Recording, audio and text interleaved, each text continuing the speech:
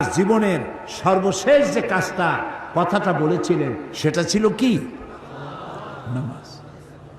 ইন্তেকালের 5 দিন আগে প্রচন্ড জ্বর হলো, মাথায় যন্ত্রণা হলো, বারবার বেহুশ হয়ে পড়েন। যে রাত্রে ইন্তেকাল করবেন সেই রাত্রে সাহাবায়ে কেরাম কেউ ঘরে ফেরে নাই, সবাই কাঁদতেছে। সকলের ধারণা নবীজি খুব তাড়াতাড়ি বিদায় হয়ে যাবেন। ঘরের মধ্যে স্ত্রীরা কাঁদেন, জামাই কাঁদেন, নাতি নাতনি কাঁদেন।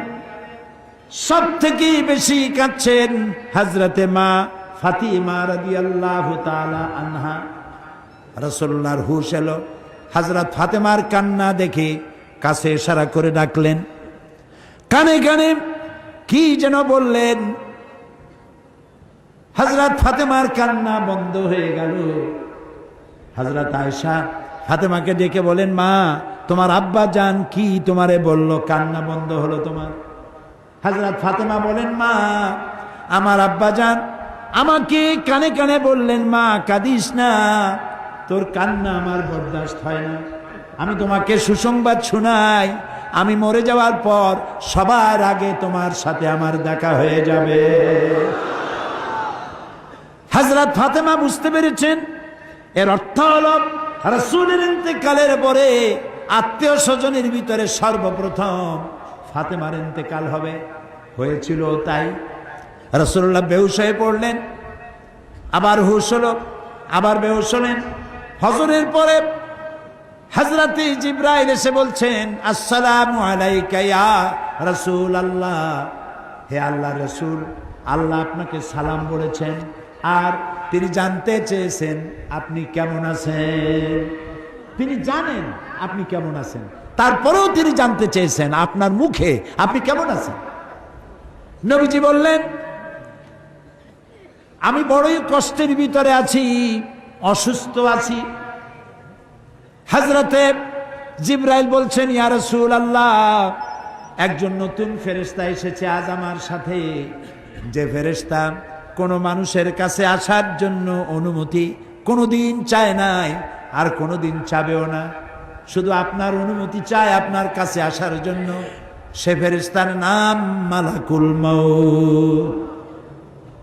হযরতে মালাকুল মউত রাসূলের অনুমতি নিয়ে রাসূলের জাসাদ মুবারকের কাছে এসে সালাম পেশ করলেন। বললেন, ইয়া রাসূলুল্লাহ, আদম আলাইহিস সালাম থেকে নিয়ে শুরু করে এই পর্যন্ত আমি যত মানুষের জান কবজ করেছি আর কিয়ামত পর্যন্ত যত মানুষের জান কবজ করব, কারো কাছে অনুমতি চাই নাই, অনুমতি চাওয়াও আমার লাগবে না। কিন্তু আজকে আসার সময় আল্লাহ রাব্বুল আলামিন আমাকে বলেছেন আমি যেন আপনার অনুমতি চাই। রাসূলুল্লাহ বললেন, মালাকুল মউত, আমি যদি তোমাকে অনুমতি না দেই? হযরতে মালাকুল মউত বলেন, ইয়া রাসূলুল্লাহ, আল্লাহ তাআলা বলেছেন অনুমতি যদি না পাও ফিরে এসো। আল্লাহু আকবার, আল্লাহু আকবার। হযরতে জিবরাইল বলেন, ইয়া রাসূলুল্লাহ, আল্লাহ রাব্বুল আলামিন আপনার সঙ্গে দিদারের ইন্তজার করতেছেন। নবী বললেন, মালাকুল মউত, তুমি তোমার কাজ শুরু করতে পারো। মালাকুল মউত যখন জান কবজ করতে যাবে, রাসূলুল্লাহ বললেন, আয়েশা একটু কাছে আসো। ওই যে সোনা ছিল কয়েক টুকরা, সোনাগুলোর খবর কি? 6 টুকরা, ছোট্ট ছোট্ট 6টা টুকরা সোনা ছিল, সোনাগুলো কই? হযরত আয়েশা বলেন, আমি তার যত্ন করে রেখেছি।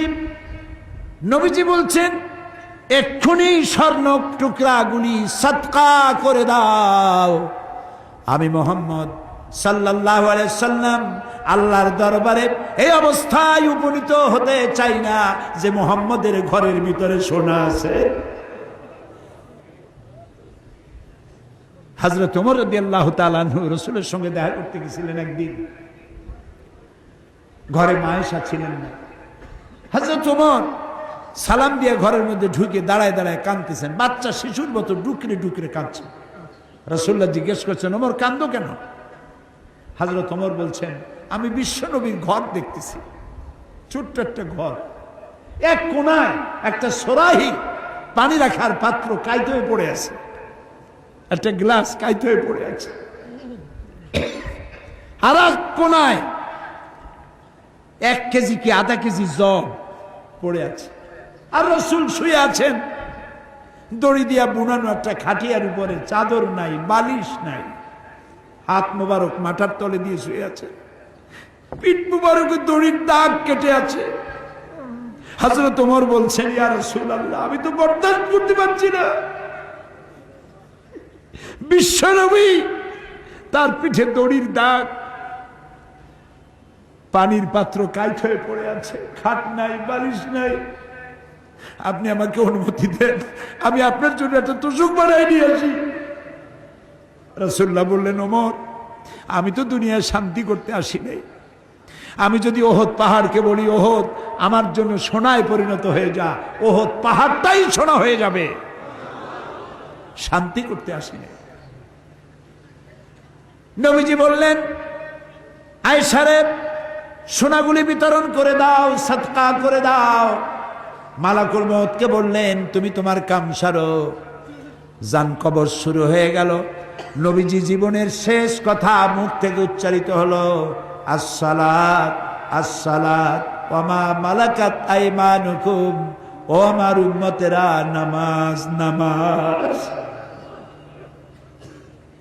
ইন্তেকালের সময় মেয়ের কথা বললেন না, নাতির কথা বললেন না, জামাইয়ের কথা বললেন না, উম্মতকে স্মরণ করালেন, ও আমার উম্মতেরা, নামাজ ছেড়ে দিও না, আর তোমার অধীনস্থ ব্যক্তিদেরকে জ্বালা যন্ত্রণা দিও না, চাকর বাকরের জ্বালা যন্ত্রণা দিও না, গরিব মানুষের দিকে লক্ষ্য রেখো, আর আমি চিরজনমের মতো তোমাদের থেকে বিদায় নিয়ে গেলাম, নামাজ ছেড়ে দিও না। কিয়ামতের দিন ওই রাসূল যদি আমাদেরকে উম্মত বলে পরিচয় না দেন, জান্নাতে যাওয়ার উপায় নাই।